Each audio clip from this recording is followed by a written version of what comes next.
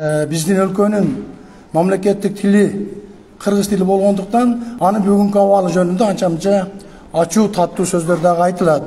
Урматтуу президентибиз Садыр Нуркожоевич Жапаров азыр ушул мамлекеттик тил, расмий тил жана тил саясаты боюнча абалды өзүнүн жеке көзөмөлүнө алып иштеп баштады.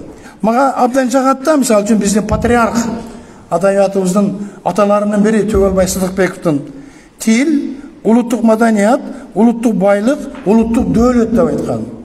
Чынында эле биздин кыргыз тилибиз, мамлекеттик тилибиз болбосо, биздин маданиятыбыз, байлыгыбыз, дөөлөтүбүз аягында биздин мамлекеттигибиздин өзү кандай болуп калат? Вот ошону эске алса керек, кайран гана биздин чоң атабыз, кайран гана гений абабыз Түгөлбай Сыдыкбеков.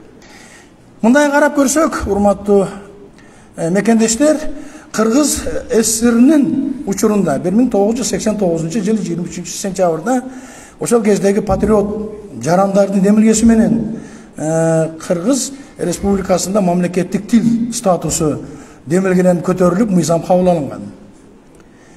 Биз кыргызга мүнөздүү болгон, манасыбызга мүнөздүү болгон айкөлдүктү дагы көтөрүп, биринчи орунга коюп, башка этностордун тилин дагы сактоо, өркүндөтүү, жардам берүү боюнча саясатты жүргүзүп келе жатабыз.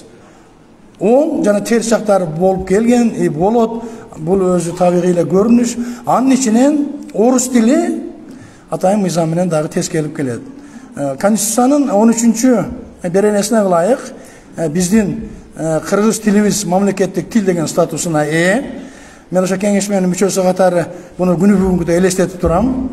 Ошол эле пункттун алдында өзүнчө абзац менен жазылып турат: мамлекеттик тил өзүнчө мамлекеттик конституциялык статуста мыйзам менен тескелет деп. Андан кийинки пунктунда расмий тилдин ошо орус тили экендиги айгинеленген. Андан 3-чү пунктунда башка элдердин, этностордун тили дагы Кыргызстанда сакталат деген норма бар.